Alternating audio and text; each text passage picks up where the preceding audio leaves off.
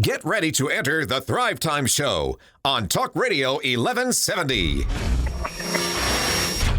Broadcasting live from the center of the universe. It's Business School Without the BS. Featuring optometrist turned entrepreneur, Dr. Robert Zellner, with USSBA Entrepreneur of the Year, Clay Clark. All right, Thrive Nation, welcome back to the Thrivetime Show on your radio. My name is Clay Clark.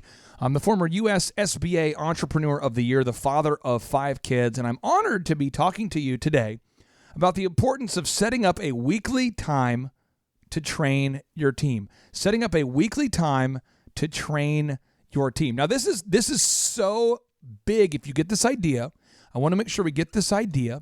I'm going to have Eric Chupp, one of our business coaches, explain to you why it's hard for a lot of people to implement. But before we bring up any of the doubts and the reasons why you can't do it, please understand what you need to do here.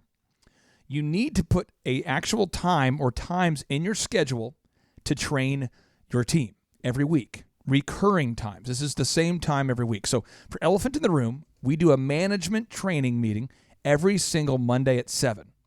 Every single Monday at 7. So it's not some Mondays at 7. It's not, we'll see if we need to get together. I'm not saying to the team, guys, we'll circle back. Okay, let's figure out a good time that works for everybody. I don't do that.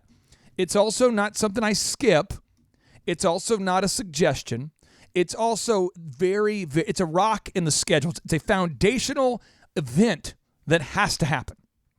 Now, on Friday, we have an all-staff meeting for Elephant in the Room. So on Friday, we have an all-staff meeting. So at 8 a.m. on Mondays, we train the whole staff. And Chup, I want to put this on the show notes because I want to make sure the listeners get this. So again, under the first notable quotable by Mr. Jeff Hoffman, I'd like to put this on the show notes. 1, you have to have a management meeting every single week. And you can put Elephant in the Room as an example. But we have that meeting every single Monday at 7, right?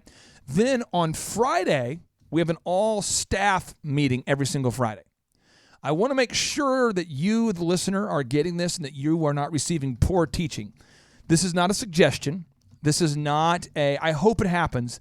Chup, you see these meetings happen every single week. Without fail. And why do we have a strategic management meeting every single week? What's the advantage of having a strategic management meeting once a week? Feedback, so you can get feedback from the critical players on your team, and it happens at a scheduled time, so you're not getting this barrage of this happened and this fire and then but got a minute on this and this and that. So it's everybody be proactive. Come to the meeting with your questions, your issues, whatever you need to talk about. Be proactive and come with that to the meeting. Don't show up looking for things to pull out of the air, or don't be calling, in the middle of the night or every single day with every single issue. So what I'm not wanting to do is I'm not wanting to, as you pointed out, I'm not wanting to receive an endless amount of emails from people during the week. I'm not wanting to receive a bunch of reactionary text messages during the week. I am not wanting to abdicate responsibility and not talk to my team during the week. I am wanting to talk to my team during the week. I am wanting my team to feel heard during the week. I just want them to be heard on Monday at 7 a.m. in the management meeting. So if somebody says, I would like to take this certain day off, then we discuss it in the Monday meeting. Right. If we have a leak in one of the facilities, that we deal with it on Monday at the strategic meeting. If we need to make improvements to the building, we would suggest that on the Monday meeting. If we have employees that want to know about their pay stubs or our new payment system or the pricing of retail products or anything strategic is discussed on our Monday management meeting. Now, our training of our staff, that occurs every single Friday. Now, Chup, we have one more action item we have to put in there to make this happen. Every single week, we have a group interview. So every single week, Chup, we're never done recruiting people, because at Thrive and at the Elephant in the Room, we believe, because we've read all the books and we've lived it and we've built 13 multi-million-dollar companies, and we believe that you can train skill, but you cannot train character. So you have to hire character and then train the skill. But how can I find good people, Clay? How can I do it? It's by having a weekly group interview. I would not ever cancel a group interview for the same reason I would never go without breathing for a day, because I realize that the decision to cancel a group interview this week is going to cause me major problems down the road. On to the next action item. Every week we post job posts that we're now hiring. Every single week we post the job posts. Every week. Every week? Yes. So every week we have our staff meeting, our all staff, our team training of all the employees. What time? Friday. How long is it? 1 hour.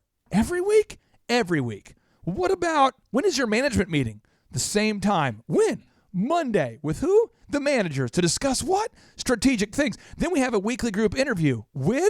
On Wednesday. Every week? Every week. Are you saying every week? I can't hear what you're saying. It seems like it's kind of repetitive. Yes, every single week.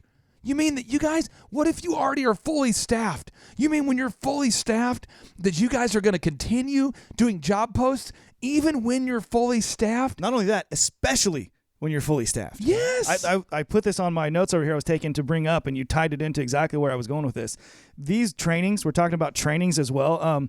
This is a good peek into who are the A players on your team, because they're going to be like excited to come to training every week. I have no issue coming to our coaches meetings every day at 6 because I know if I have any questions, I'm going to get my answers. There's no reason to every single time. It's the best. It's the best. Is it not a huge pain when someone does not show up to that meeting? Yeah, because is it not always a problem? There's something that we need to talk to them about or whatever, and it's like, blah. This is called a cascading message. I want to make sure you get this. It's called a cascading messof, but it's when in your org chart, you're the head of the company, and you want everyone to know something. What you do in the meeting is you tell all of the managers, and then they tell their people. That's how that works, right? So here's a notable quotable from Jeff Hoffman, the former CEO of Priceline, which turns out to be a big company. He says, don't just expect that your team will know how to build systems or even use them. Mm-hmm. You need to make training on how to access and use your systems part of your business. What? Wait a minute. There's another notable quotable coming in hot here. This is from Chet Holmes, the best-selling author of The Ultimate Sales Machine. 96% of all businesses fail within 10 years, with 80% failing within the first 2 years. The top reasons for failure include bad customer retention, bad budgeting, lack of staff training, failure to anticipate market trends, and poor and inconsistent marketing. You see, in our management meeting, we go over this every week, but we never stop advertising. Never. Now, Chet Holmes, the best-selling author of The Ultimate Sales Machine, he writes, the secret to building an excellent sales force or a team of any kind is in repeating core training on basic skills again and again. My friend, we've been taught this cultural lie that the definition of insanity is doing the same thing over and over while expecting a different result, when in reality, it's only by diligently doing the same thing over and over that we can ever become great at anything. You can't become great at anything if you're not consistent playing the piano, practicing over and over. You don't get great at shooting a basketball unless you do the same thing over and over. Now, here's the deal. I've got about 5 core meetings every week that have to happen, and they're about an hour each. But then I get the entire rest of my week back as compensation for being diligent on sowing those seeds. When we come back, we're going to talk about this cultural pull, this internal conflict that we have to not want to be consistent. There's something going on inside everybody's cranium. Not mine, not yours. I mean, not yours. We're talking about other people. This isn't you. Everybody else's cranium. Everybody else hates being consistent. Stay tuned. We're talking about building a great team when we come back. Presenting the world's only business school without the BS. He be the Z and I be the C. Teaching business skills from Clay to Z. We both grew up poor, but we're poor no more. The goal of this show is to help you score. I couldn't see the light until my son could see, but I learned to rock the mic in the high school scene. A young DJ with a $1 billion dream. All right, Thrive Nation, welcome back to the Thrivetime Show on your radio. Now, what we're going to do today is we're breaking down how to set up a weekly time to train your team, how to build a very, very successful team. But before we do that, Chup, we have 5 action items that we need to put into our schedule that relate to business. We have 5 action items that have to go on our schedule, and then we have to find time, to do everything else. But these are the 5 things that have to go into the schedule Otherwise, they're not going to happen. So can you read off the 5 action items that have to go into the schedule of every successful self-employed person? All right, first, you got to schedule a 1-hour management meeting every week. And this is to talk strategy. Managers, high-level team members. This is where, like, hey, we might need to fire somebody. Right. You don't want to bring that up in the all-staff. Or promote somebody.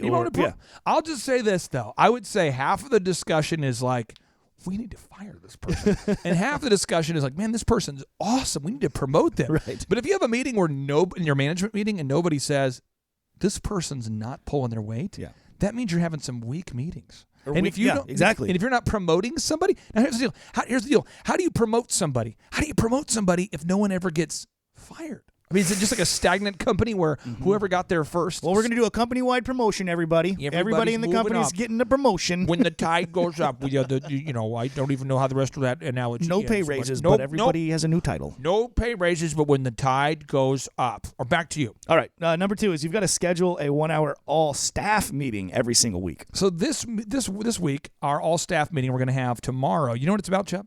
No, what? It's going to be about file nomenclature. The naming of things. And we have some individuals on our team They're veering. that are trying to be casual with how they save their files. It's not okay. And as you scale, it makes it impossible to find things. But there are certain people within every organization, except for yours, who don't have the ego or self-discipline needed, the standards needed to save things the right way. So over time, they start being casual, and you can't be casual because casualness causes casualties. Chubb, what's the next thing that has to go into our schedule? Schedule and hold a weekly group interview. A weekly group interview. Interview every single week because that gives you new talent that flows into your organization. Otherwise, you have a stagnant pond. But by having a weekly group interview, it's like a stream, as Clay Stair says, of living water. And what happens is now the water isn't stagnant. You have new candidates coming in. So if somebody needs to be fired, you always have an ample supply, a cornucopia of resumes. If you're out there running a business, I know for a fact if you started it from small and you're growing, whatever the case may be, that you have been held hostage by an employee before, somebody who you have paid. Don't look at me like that. Not like Gary, could you stop polishing the nuclear device? As far as hey, I would love to come in and work my shift, but I really need that extra $1 an hour. That kind of crap, whenever, it may have been in your plan to give that person a raise 2 weeks later. But when employees are treating you that way, the only way to stop that is to have this group interview every single week. Because the business exists to serve you. Yes. Not the customers, not the employees, not your spouse. You. Well, your spouse too, but yeah. The business exists to serve Use. I mean it, though, seriously. If you built the business, let's say the business was built 10 years ago, and you just got married this year. Yeah. The business was hopefully designed to serve you and your financial goals and your time freedom goals. And so hopefully it will serve both you and your spouse, but the branding may have been very dude-centric, and the company itself might have been dude-centric because you built the company and you're a dude. Or if you're a woman entrepreneur, a female entrepreneur, the business might have been designed to serve you. Exactly. And so now your new husband, your new spouse, whoever comes onto the scene and says, hey, I want to redecorate everything to make it more feminine. No, the business does not exist to serve everybody. The business was designed to serve the founder. Chubb, what's the next thing that has to go into the schedule every week? Next item, you've got to schedule time to post now hiring posts every week on Indeed and Craigslist. And the next action item. The last one here is schedule time to look at your financial numbers. You have to block out time to review your finances because when they're in the dark in a closet, it doesn't help you. So Chet Holmes, the best-selling author of The Ultimate Sales Machine, says, the secret to building an excellent team is in repeating core training of basic skills again and again. Now, culturally, we have been taught the lie that the definition of insanity is doing the same thing over and over again while expecting a different result, when in reality, it's only by doing the same thing over and over that we can become truly great at anything. You don't become great. You don't become great at playing basketball or playing the drums or selling anything until you consistently practice the fundamentals until you can't get them Wrong. Your sales team cannot become great unless they're consistently trained on how to execute the proven system. Small businesses, not your business, but other businesses that try to get their teams to execute a half-baked new sales strategy with a team of poorly trained sales professionals every 15 days lose. Guys, it's not working. We got to pivot. It's not working. It can't be the idea of the week. You've got to execute. Consistency and diligence creates mastery. Endless attempts to get a sales team to implement poorly thought out sales strategies cause chaos within an organization. Now, Webster's definition of insanity is a severely disordered state of mind, usually occurring as a specific disorder. A severely disordered. There's no order. That's what it means to be insane, is to have no order. A severely disordered. Now, Martin Luther King Jr. says, rarely. Martin Luther King Jr.? Yeah, the guy who strategically planned out the national narrative that ended legalized segregation said, rarely do we find men who willingly engage in hard, solid thinking. There is an almost universal quest for easy answers and half-baked solutions. Nothing pains some people more than having to think. Chet Holmes again, he says, the key is found in training. This is not a one-time event either.